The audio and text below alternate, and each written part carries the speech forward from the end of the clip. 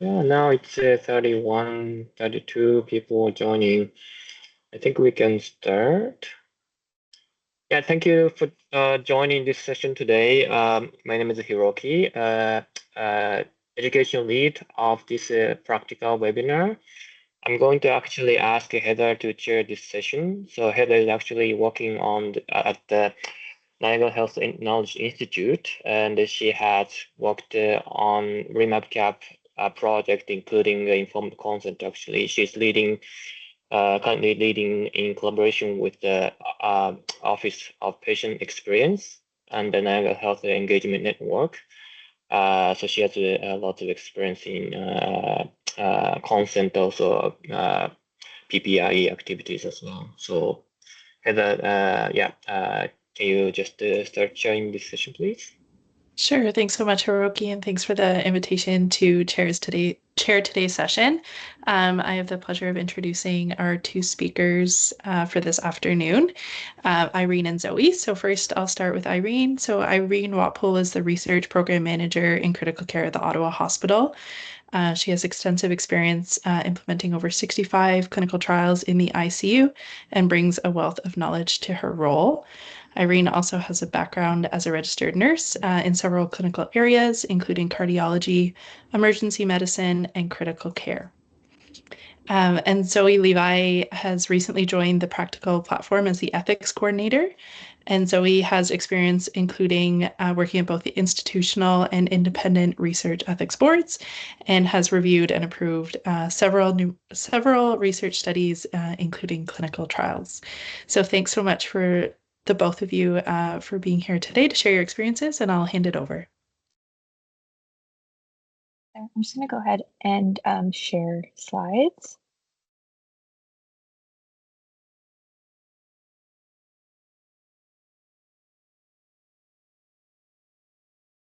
Yes, we see them. Thank you. Oh, I'll start. So Zoe and I, when we got together for this study, we thought that there would be sort of two parts to it. One of them, Zoe's going to present the regulations as according to TCPS2 about alterations in consent. So there's so many things to talk about consent, different topics, but we thought we'd focus on really this concept of deferred consent, which is actually waived consent. It's actually, the term is not acknowledged in TCPS2 as deferred. It's actually called waived. And then there's an obligation or not to get consent afterwards. I've been doing research in the ICU for almost 30 years. My very first trial that I started on 30 years ago was a deferred consent study. It was one in cardiac arrest. And then after patients were enrolled in the trial, it was my job to get consent afterwards from the families of mostly the deceased. Since then, I've been had the pleasure here at the Ottawa Hospital. We've been, I believe, at the forefront of using this kind of waiver of consent in our population, and I'm going to try and share some of my experiences with using waiver of consent. Next slide.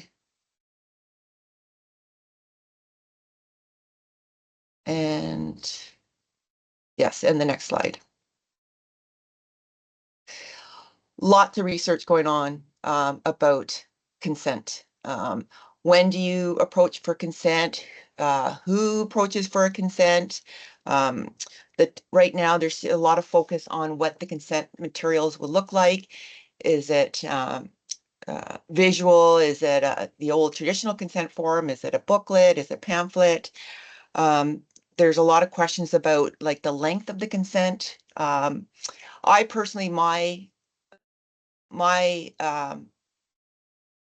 pet peeve, I would say, is not just the length of the consent. It's now every consent has multiple places where they want the family or the SDM to sign.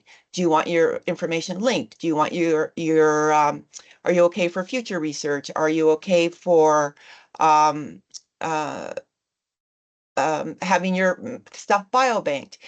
And that to me personally is more burdensome than the length of the consent, because in reality, in ICU, patients actually don't read the consent form very few do. So it's this decision-making burden that they have. Not only are they consenting to study, but then they have all these layers, and it can get a little bit overwhelming for them.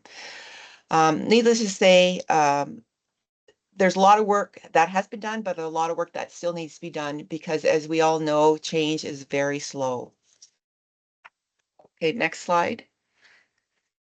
So why is it in ICU? Many of you who work in this environment know what the challenges are.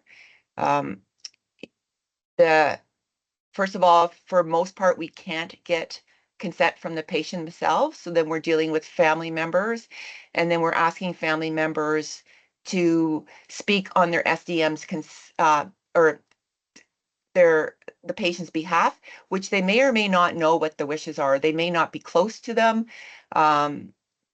For the most part, most people haven't communicated to their family members what they think about research. So the family is not only dealing with someone who's very, very ill, they're trying to sort of do what's best and what's right by that patient. In ICU, probably the biggest problem I see is the fact that people are presenting to ICU with a diagnosis they've never even heard about. So you're approaching them for an ARDS, consent in ARDS, or consent in septic shock. They have no idea what you're talking about.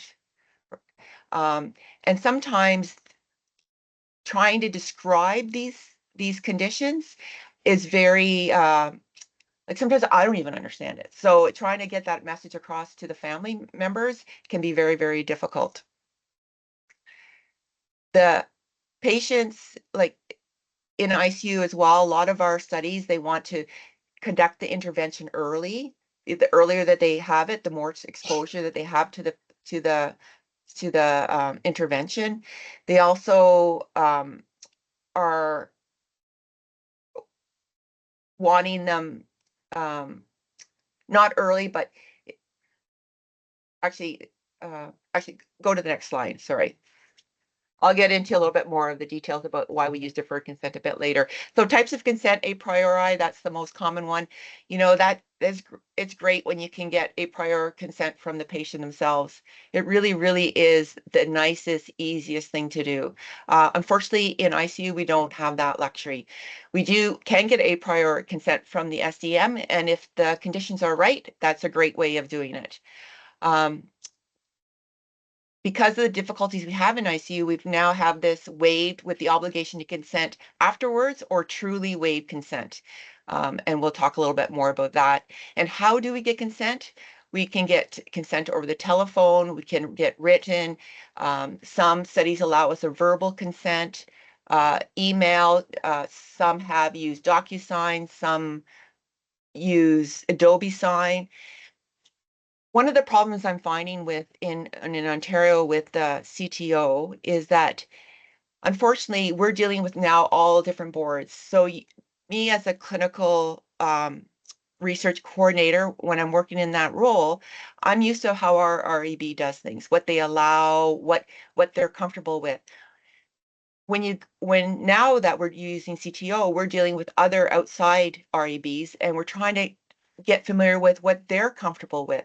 So some REBs, even though we've been using phone consent, it's not even a question now with our REB whether we can use phone question. It's never been no, why do you need phone consent? That's just an automatic. And now recently we're dealing with an REB that questions why we would even use phone consent. So it's been an interesting journey with CTO to see how other REBs are handling these situations. There has to be some unity in this because everybody interprets guidelines differently.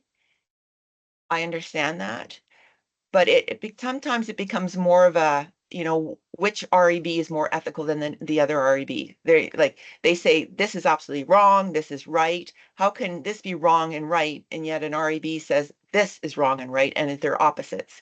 So I find that very ironic. The other thing I also find interesting is that often dealing with these REBs, and I sit on an REB myself, is that the people making the decisions about how you're going to get consent actually have never done it themselves. They've never been in a situation where they're in ICU, have been confronted with a family who's distressed, who's confronted with someone who could be imminently dying, confronted with someone that the patient and the family doesn't even know the gravity of their illness. They don't know what's to come because this is just all new to them. The people that sit on these boards may have never stepped in an ICU. They may not be medical doctors. I find that very interesting that they seem to know what the right thing to do is, yet they're not in our situation. Next slide. Okay. So now I'm just going to take some time to go over what is within TCPS2. So TCPS2 kind of defines what we'll be talking about today as alterations to consent requirements. So Article 3.7A will allow researchers to alter consent requirements if the benefit of the research will outweigh the risks. This is often used in studies like observational research or chart reviews. But researchers will need to justify these alterations, why they're necessary to their respective REBs, showing that the alterations to consent are necessary to address the research question and that the lack of prior consent will not have an adverse impact on the welfare of participants. And researchers will also need to prove that the research benefits, whether they're direct or indirect or societal, justify any risk from not getting prior consent. So as Irene was mentioning, different REBs have varying standards for what's justified alterations to consent. And one REB may require a more robust justification that the research meets this criteria than others may. But according to TCPS2, alterations should be considered, should only be made if they're absolutely necessary. If the research can be done with full prior consent, then that's the route that should be taken. But TCPS2 also says that REBs should be recognizing that some research methods require a different consent approach and decide if the research needs justify any alterations to consent requirements. In consideration of alterations to consent, it has to also be considered with Article 3.7b, which is debriefing in the context of alterations to consent requirements. This article requires that participants be debriefed of the research conducted when it is possible, practicable, and appropriate. In debriefing, in this component, participants must have the opportunity to refuse consent and request withdrawal of their data, again, when possible, practicable, and appropriate.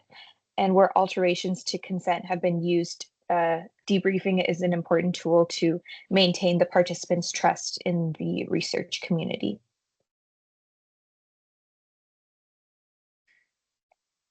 So what Zoe is talking about is Article 3.7 is for minimal risk study. There is another Article 3.8 that talks about emergency research.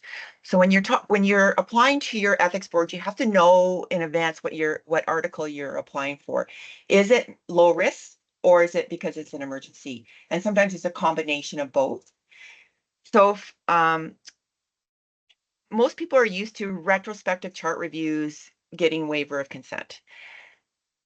The question where boards differ is in prospective studies or point prevalence studies of whether consent is necessary. Some of the boards that are used to this are more willing to give waive consent, but I've had communications with some people I know with boards that aren't used to ICU, like critical care studies, and they're reluctant to give for a prospective study a waiver of consent. There's been lots of work done about this, and the problem with getting consent for these in advance is that you get selection bias. So me as a research coordinator, so let's say we're doing a study on severe ARDS, and we want to capture everybody who comes into our ICU to see everybody who has ARDS, how severe is it, how is it managed? If I as a coordinator are reluctant to approach people that are families that are extremely sick and maybe imminently dying for, oh, by the way, while your family member is dying, do you mind signing this form to get consent? That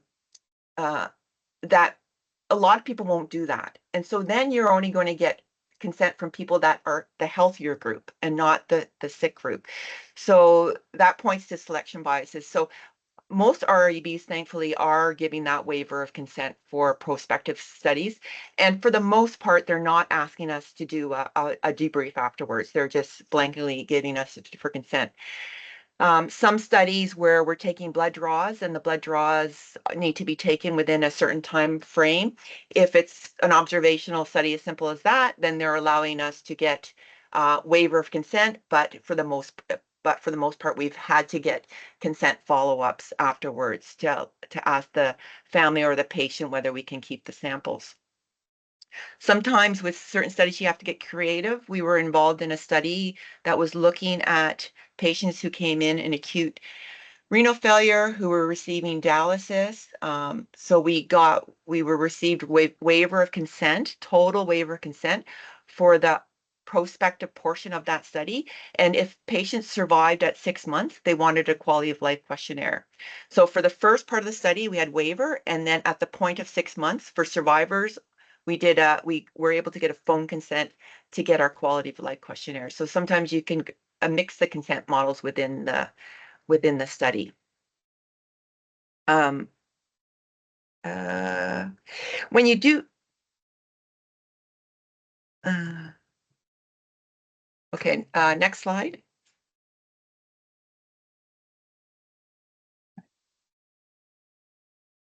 So as Irene mentioned earlier, we're going to be discussing the deferred consent process, which is a consent model where patients are enrolled into a study and consent is confirmed by the participant or the SDM at a later time. So this is done in cases where the patient is incapable of providing consent and their SDM is either unavailable or cannot be identified. Once the SDM is identified and or available, or if the participant regains capacity to consent, that's when consent will be obtained by the research team. This process is often used in the ICU environments because patients are very sick and they cannot give consent themselves. But it must be noted that the ICU environment is stressful for patients and their families, and they may not be in the appropriate headspace to fully understand and to consent to research.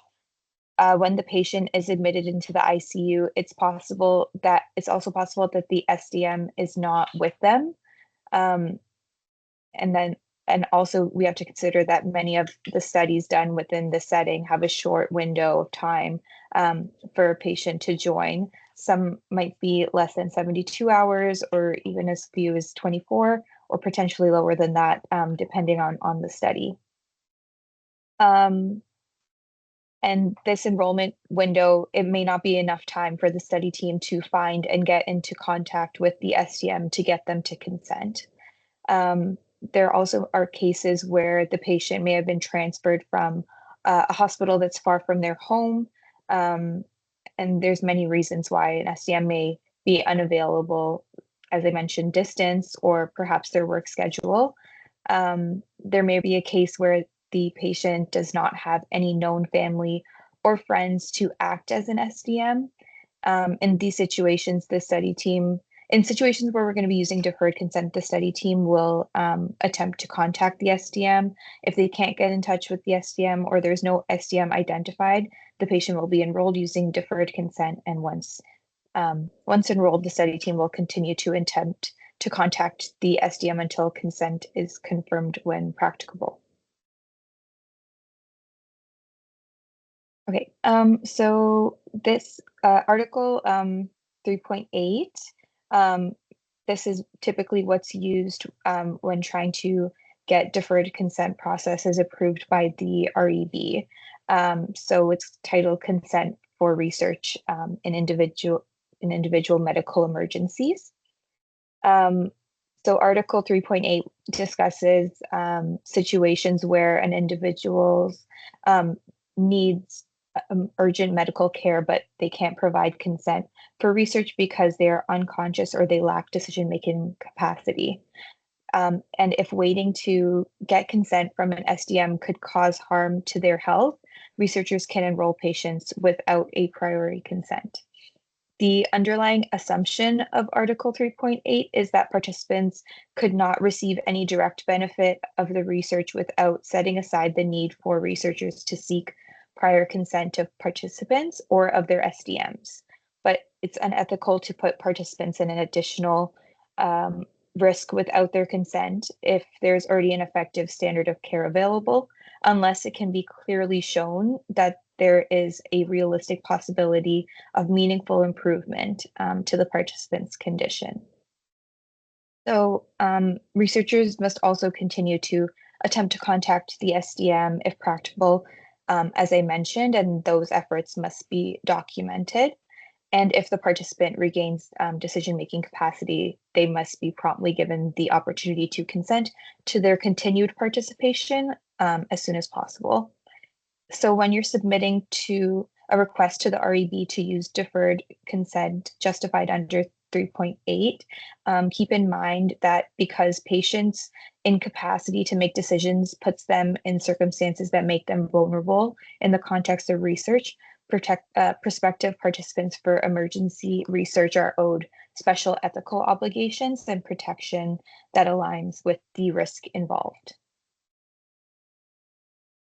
So we thought it might be a good idea to kind of go through each criteria of 3.8 to give you some tips and ideas of how to justify the use of deferred consent to an REB. And also feel free to interrupt me at any point if you have any additions or additional tips that might be helpful for the group. So we'll start with criteria A, which is a serious threat to the prospective participant requires immediate intervention. So all potential participants will be critically ill in an ICU setting. Many of the potential participants will be admitted with the possibility of receiving end-of-life care or life-sustaining care. So that one's pretty straightforward given the setting in which we're working. The next criteria is that either no standard of efficacious care exists or the research offers a realistic possibility of direct benefit to the participant in comparison with standard of care. So to justify this, some of the points I would recommend would be to, if there is a standard of care exists, to like outline the drawbacks, if there's gaps or difficulties that are faced, and then at the same time highlight the benefit of the intervention that's being studied, and consider using supportive evidence from previous research as well. And you can also talk about how this intervention can improve practice now during the research study and also potentially in the future. Criteria C is either the risk is not greater than that involved in standard efficacious care, or it is clearly justified by the prospect for direct benefit to the participant.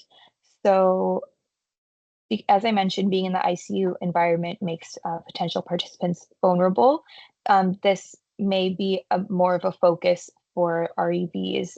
So putting a lot of justification into this criteria could be helpful in your application, and consider of the patient and that they're not being subjected to undue risk. So you can relay the risks of the intervention in relation to the existing standard of care, because I think it's important to consider that point, as REBs may note that there is a high risk, but the nature of the ICU environment and the care that is already standard is already high risk. And the intervention that you are studying may be only a minimal risk in comparison to that standard of care. And it could also be the case that the patient might receive the intervention being studied as treatment, even if they did not participate in research. It might be a physician a preference to have the patient treated with that intervention that's being studied. Or you can also discuss the benefit of having a patient receiving the intervention sooner rather than later, given short enrollment windows. The next criteria is the prospective participant is unconscious or lacks capacity to understand the risks, methods, and purposes of the research project. So this is similar to criteria A, and it's quite straightforward that patients being considered for critical care research will be unconscious due to their illness and will not have the capacity to understand the risks, methods, purposes of the research project at the time they are eligible to be enrolled. E has to do with third-party authorization cannot be secured, so the SDM cannot be secured in time despite diligent and documented efforts to do so. So as we mentioned, we may not be able to find the SDM in the enrollment window time. It's important to highlight these difficulties that we've already talked about with regard to locating and getting in contact with the SDM. The SDM might not be known. That cannot be resolved within the enrollment window. And then at least the UHN REB does require you to specify exactly how SDMs will be contacted or attempted to contact, how many times, and the span between that time, and how it will be documented will need to be outlined. So having a good deferred consent process already outlined will be helpful. And another thing that could be considered is socioeconomic and or geographical factors. It's important that all individuals, irrespective of these their status in their socioeconomic status or geographic location, have the opportunity to participate in research and benefit from it. So that's another thing that could be considered. And then the last criteria is that no relevant prior directive by the participant is known to exist. So it's not common for these to exist and for patients to have these in their charts, but however, if there is one that does exist, then that must be followed. So I'm going to hand it back to Irene to go over some examples. So most REBs allow use of deferred consent if you can't get in touch with the SDM. What they need to understand is that and over the years, I've found that they don't understand that sometimes it can take days to figure out who the SDM is. Sometimes you have patients, you can't even figure out who the patient is for a couple of days, and then you can't find out. And maybe you do know who the family, but who is as most people don't have directives as to, they have assigned someone to be their SDM, that you have multiple family members, who is the one decision making. If this happens on the weekend or at nights and social work is not involved, it's usually a typical social worker's job to get that all sorted. So you may have days where you don't really know who the go-to person who's making decisions for this family is. I sometimes in REB applications, I see that they want us to try twice to contact the SDM before we can use deferred consent. That's great if you know that there is an SDM, but in so many circumstances, like if you don't know who that SDM is, who are you going to try and contact twice? So what are the examples there when there is no one that you know of at this time? How long do you wait before one becomes evident? Or do you use the deferred consent model?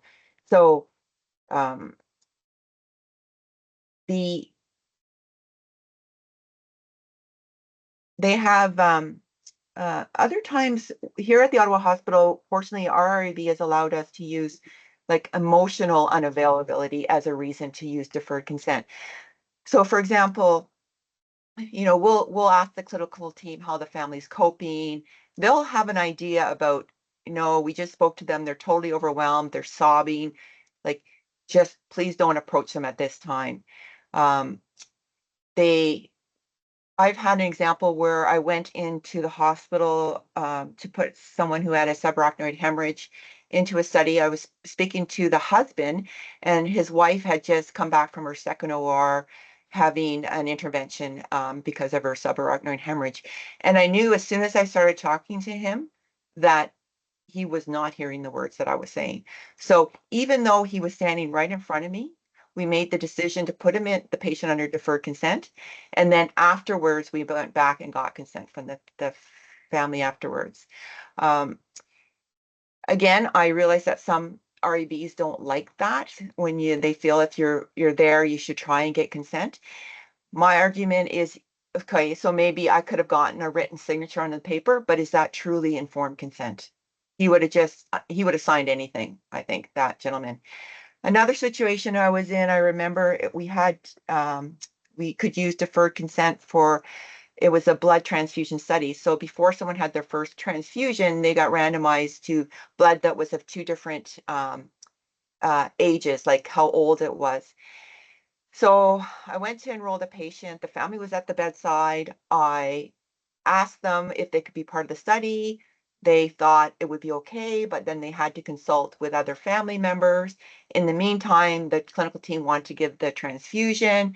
So they ended up giving the transfusion because I was in a position where now I've asked the family. They haven't said yes. They haven't said no, right? They've gone off to talk to other family members to discuss this.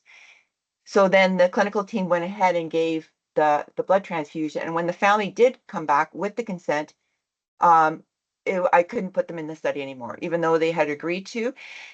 Part of it, I didn't make it clear to them that we had this tight time window. Some might argue that you shouldn't be giving them this ultimatum that you have to make a decision right now.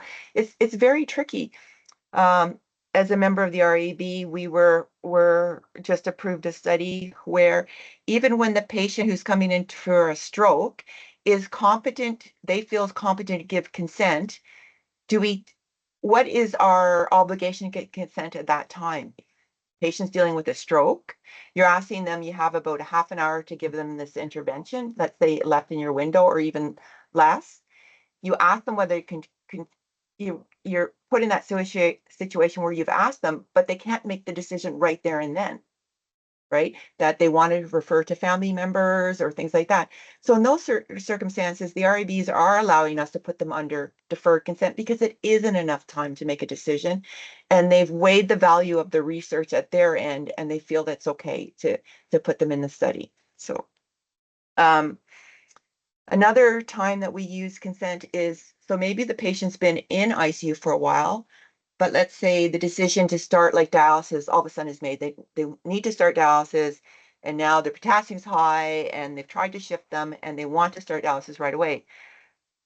But this is in the middle of the night, and no one has actually spoken to the family yet to tell them like that, because they'll often use dialysis in an emergency situation. No one has bothered to debrief the family. So who, as a research coordinator, am I to approach the family and get consent for a dialysis study when they're not even, the family doesn't even know that they're getting dialysis?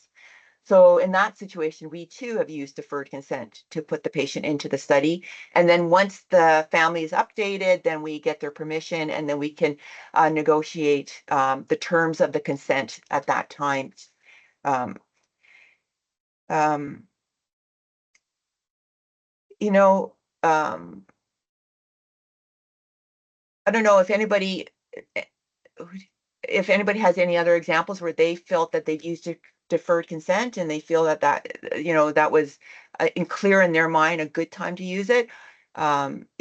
Feel free to jump in on this talk. Okay, next slide. So reconsent. It sounds so easy. It's not easy. Okay, so when do you reconsent? So let's say you have an example where a patient's put in a weaning study, and the clinical team comes around and says, we decided we're going to do a spontaneous breathing trial, and we'd like to try and extubate as soon as possible. You try to call the family, they're not available, they want to do the weaning trial, you have the ability to use deferred consent, you use deferred consent. Okay, so the next day the patient's extubated, they're not competent, so the intervention's now over. The patient's not competent, but the family's at the bedside. What do? Do you get consent from the family and then later on get family consent from the patient? these things go through my mind all the time. So yes, the intervention's over. So what I end up doing is I will mention it to the family that the doctors have decided it, but I'll leave because the intervention's over, and there's really no point in them signing the consent, because really it's the patient's at this point decision whether they want to continue on for further follow-up or want to use our data. So I don't jump on getting an SDM consent. I know other coordinators they get very anxious about having used deferred consent and very anxious to get that consent completed, whether it's SDM or a patient. But it's not like you don't have consent. You do have consent through the ethics board. It's called waived consent. So you have to remember that. I've also been in a situation where we spoke to the clinical team. Patient was extremely overwhelmed, was not coping. We used deferred consent to put them in an interventional study. A couple of days later, I thought, I still don't have consent from the SDM. You feel this pressure to get some sort of consent. I went to the family and my timing was off, right? They were just so upset at me that why would I come to them at this time? Their loved one is dying. Why is this important to do this now? They have other things to focus on. Can they not, do this later? Like they were quite upset with me.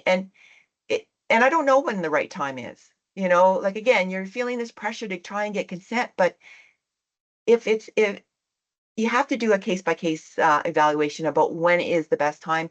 And quite frankly, sometimes you get it wrong. We talked about, the pressure's kind of off if the intervention's over. If the intervention's over, maybe make it clear in your REB application that if you haven't been able to get STM consent or patient consent by the time the intervention is over, that when is the time that you plan to get consent? Is it at the next follow-up, the next sort of study intervention? That's what we write in our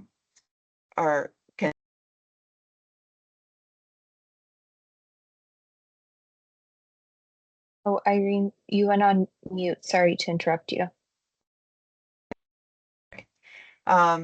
So again, example, so a patient goes in a weaning study, you put them in under deferred. Now you're trying to get consent from the patient. They're delirious. They move to the floor. All of a sudden, within a day or two, their clarity is better. But then it's Sunday, they get discharged. You come in on Monday, the patient's been discharged home. So what do I do now? So we've written in our application that we will get then at that point, because there's nothing we're going to do until we do the next follow-up, that's the point that we're going to get consent, is at the next follow-up and to see.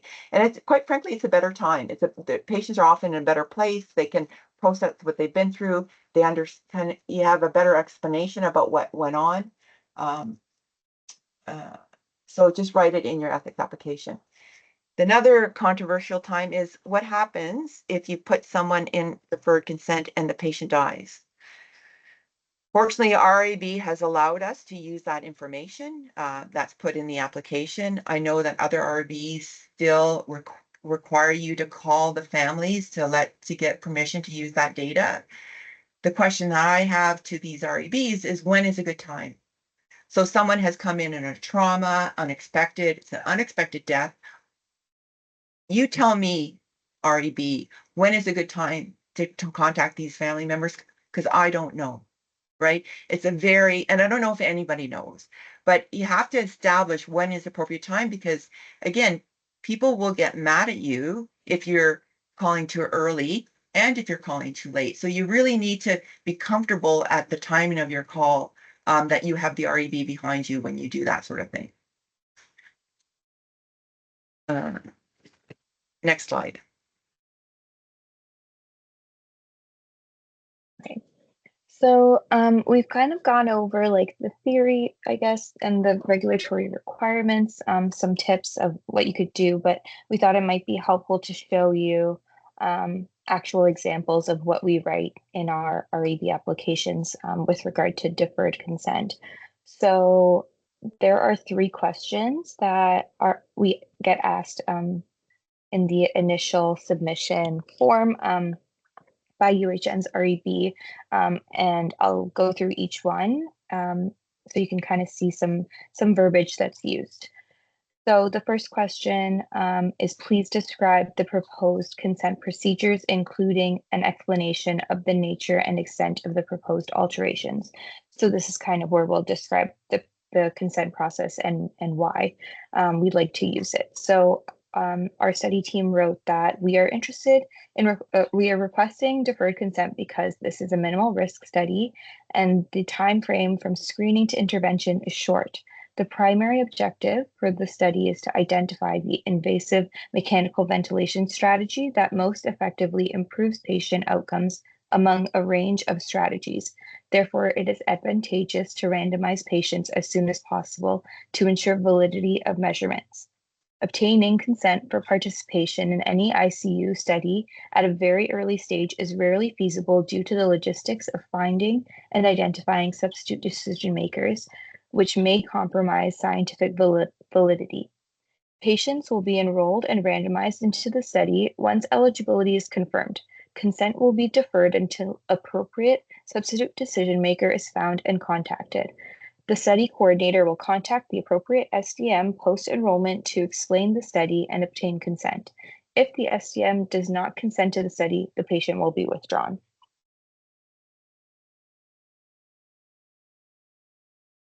The next question asks, please explain why there is unlikely to be an adverse effect. Our answer was that the interventions proposed involve simple modifications to ventilator settings and sedation settings. In fact, the proposed modifications to ventilation and sedation are consistent with standard of care in some centers. Patients are in the ICU and closely monitored with the same physiological targets to maintain homeostasis during ICU organ support are specific for all three arms of the trial. And finally, the last question that's asked is, please explain why it is impossible or impracticable to conduct the research without the alteration. Our response was, given the relatively tight time window for enrollment, the fact that patients are incapacitated by their acute illness, the frequent difficulty of getting in contact with substitute decision makers, the substantial emotional burden of distress that caregivers face, making it difficult for them to consider research participation in the context of their loved one's acute illness, and the need for intervention as early as possible to effectively improve outcomes, we believe it impracticable to conduct the research without alteration. ICU trials such as the revised trial, and we included the website, have established precedent for a deferred consent model, and this has been found to dramatically facilitate recruitment, especially in community ICU settings participating in the trial. So that's kind of a practical example of what we have submitted to the REB and what has been approved, which allowed us to have deferred consent for this specific domain.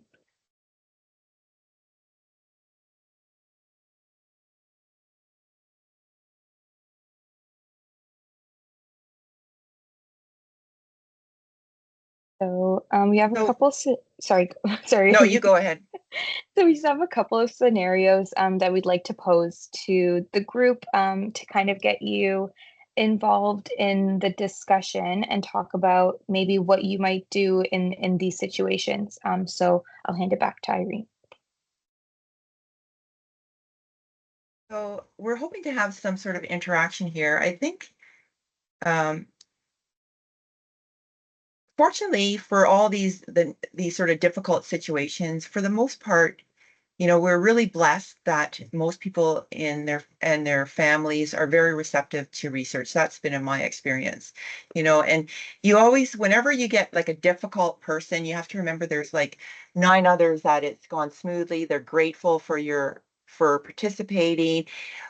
But as a coordinator, you just dread that one person that gets upset or is bothered by the fact that you're approaching them.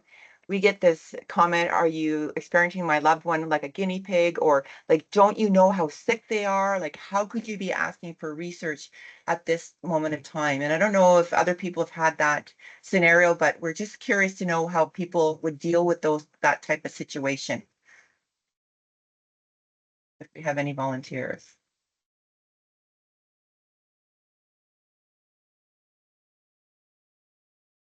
I see my colleague Rebecca is on.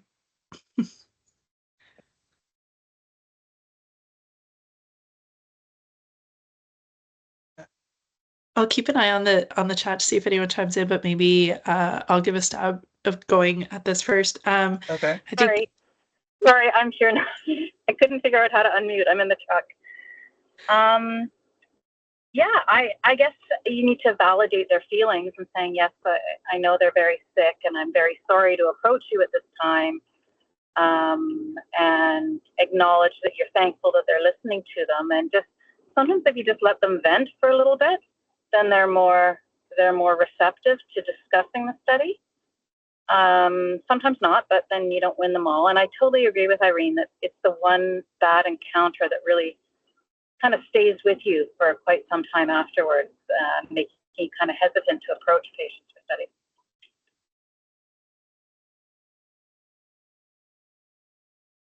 Heather, did you have any thoughts about how you would handle this kind of situation? Yeah, for sure. I think my initial thoughts were maybe in line with what Rebecca was saying, but using this as an opportunity to empathize with the person and to understand kind of where they're coming from and where this comment might be coming from. And as Rebecca said, maybe it will help kind of provide some clarity and comfort. But if not, then maybe this could be a signpost that it's not a good time to be talking about research. I don't know. Yeah, I agree. I think you have to, people's knee-jerk reaction is, because they're stressed, is to think of it as a negative. And I think you have to try to, assure them that this is, that these things are, I mean, when I get consent, I always comment about, identify yourself as part of the clinical team, that you're part of, you work here with the doctors and we do research. You can explain the money. I find it's helpful to say that these studies, if it's funded by the Canadian government or whatever government, and that, to push this, that the study can be going across Canada. So it sort of takes the mystery out of it, and it puts the big picture of what's going on here. This is not just, and it's the doctors that want to know the answer of this. It's not just some one person random, that these things are vetted through multiple people.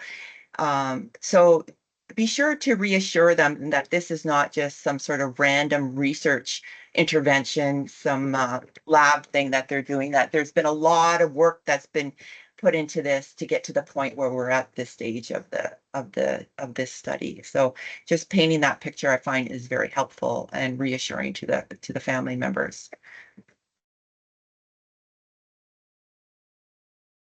Next question. Yeah, this is always an awful one. So let's say you put someone in under deferred consent, you go to approach the family, and this is the reaction, my loved one is part of the study. I never agreed to this. So sort of how would you deal with that kind of a comment? Any takers?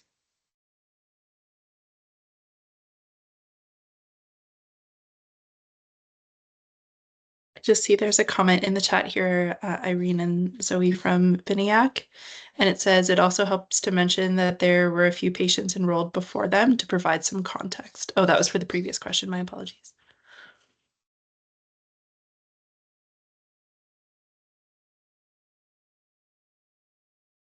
Heather, do you want to take a stab at this? Sure. I wonder if this again could be like an opportunity to re-highlight sort of what the purpose of the study itself is and what happened as part of the study, because I think it was a couple slides previously in some of the language for the REB application, but that quite often these treatments are kind of within the realm of standard care anyway. So I wonder if like kind of normalizing some of those feelings and providing some of that language around what it is that actually occurred could help. But this is actually a question I had for the both of you around navigating sort of that consent to continue after a waived consent has happened. Yes. So you know, the other thing is REBs. I feel like when you're asking for deferred consent or waiver consent, they feel like you're trying to go around the system, and it's easier if you put it under deferred consent. But that is not the case. Like, you know, when we use deferred consent, this conversation afterwards, when you put them in, can be very stressful to coordinators. So, you know, just like this is not, we're not choosing to do this unless it's absolutely necessary. For the most part, we really think using deferred consent is in the best interest, you know, of the family in their distraught situation or whatever's going on. Like this, it's not an easier way of getting consent. That's definitely not true. I saw Rebecca's hand go up. Rebecca? Yeah, I was kind of worried you're going to call me out, so I'm prepared in advance. I also, it's kind of cheeky, but I kind of throw it back on the treating team as well, because you have reviewed the enrollment through the treating physician and they've approved it. So I sometimes say the doctors wanted your loved one to be in this study, and enrolled them in under deferred consent when you were super sick, and maybe couldn't make decisions. And I find, I don't mean to slam doctors, but sometimes they have like this, I don't know, they can't do anything wrong. Families don't like to bring up issues to them, whereas they'll complain to the nurses and stuff. So I find that once they know that the treating team was aware of it and that it did happen early on in their admission, they usually don't have an issue with it at that point. Yeah. Again, as a coordinator and someone is upset about that, don't run away too quickly. Like, make sure that you know, calm them down, remain calm, acknowledge that, oh, they're upset, you know, explain what the situation was part of the clinical decision and the REBs involved. And sometimes they say these things, but, you know, once you explain it, they're fine with it. You know, I mean, that even goes with when you're getting consent in advance and you go to approach them and they said, no, I don't want to be part of this. Like, if I don't feel like they're understanding what the study is about, I'll take the time to say, what is it about the study that's bothering you? And almost like 9 times out of 10, they misinterpret something that you've said. So or what's been written or whatever. So take the time to clarify. Don't just say, oh, they said no and run away. Like, you could take the time. And if they refuse to tell you, then that's fine. But I find that that's not the case. Most people will tell you why they're a little bit anxious about participating in the study or why they wouldn't agree to that. So do take the time. One other piece of advice, because this is with the practical study, I do know from many, many ventilator studies is that, you know, when you're getting consent, is that don't, you know, there is material in the consent form, but don't overwhelm the family. You know, ventilator studies are difficult in the first place. Like, even when I'm getting consent, sometimes I don't understand all the nuances of why this might benefit or this might work or what we're trying to achieve. So can you imagine the family not really understanding? So you tend to want to give more and more information because you feel like this is giving them informed decision. But I don't know if giving a lot more detail is actually informing them.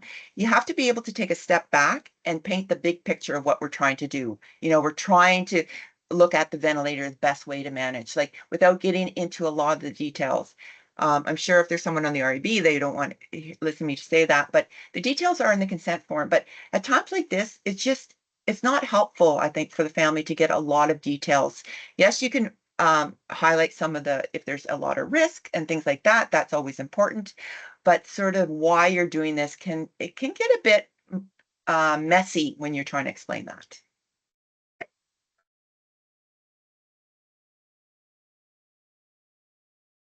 Anything else? Anyone have a scenario that they want to bring up, that they want to know, like, this has happened to me and like I wasn't sure how to deal with this?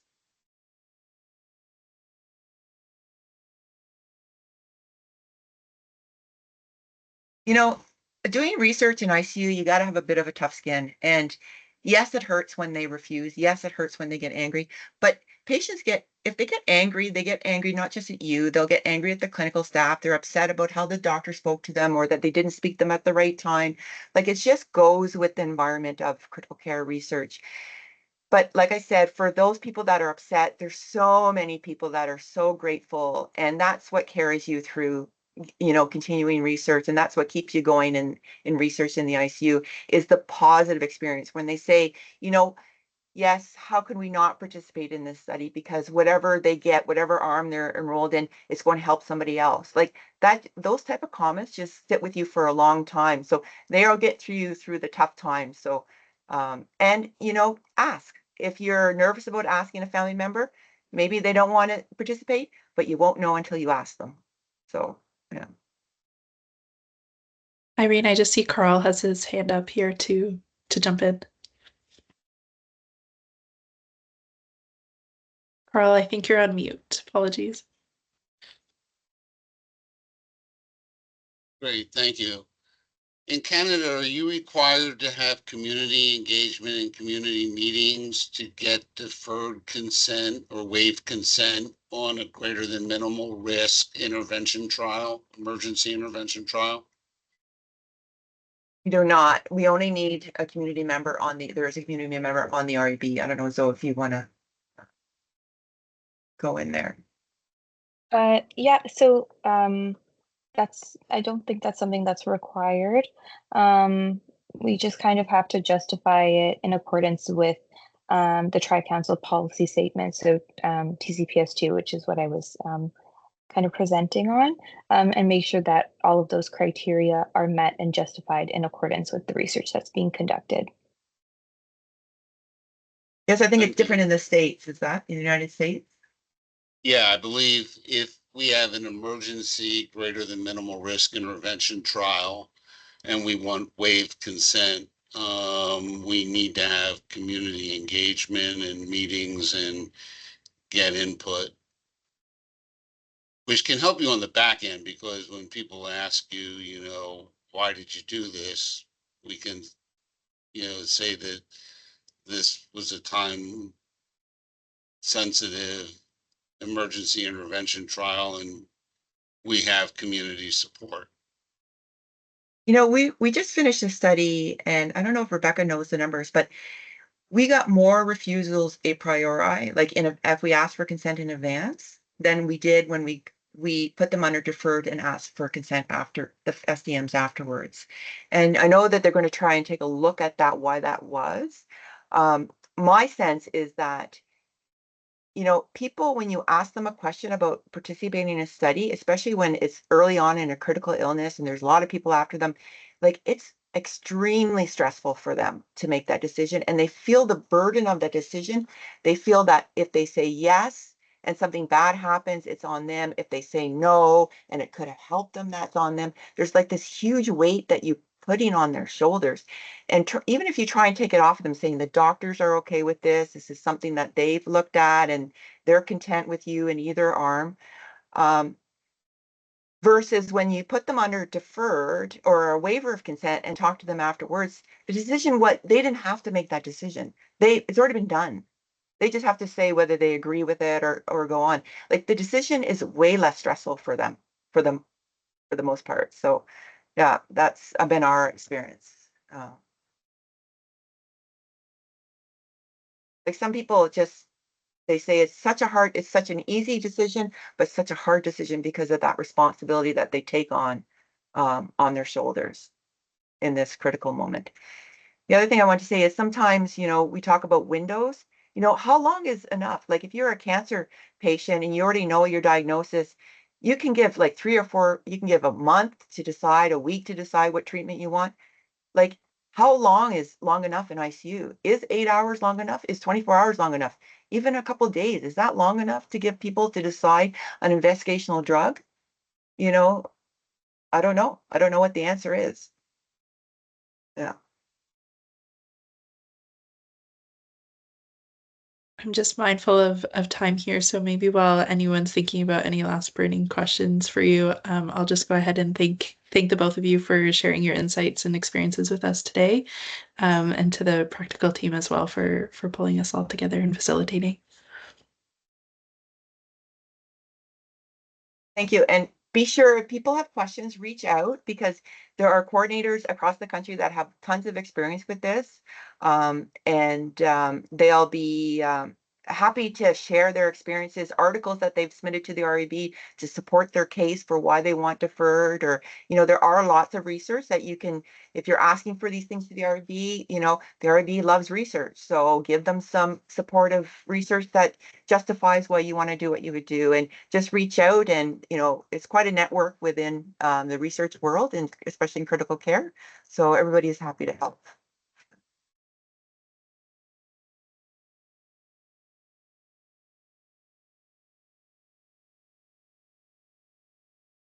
Thank you, everybody. Thank you. Yeah, thank you so much. Sure. Thank you. That was great. Thank you.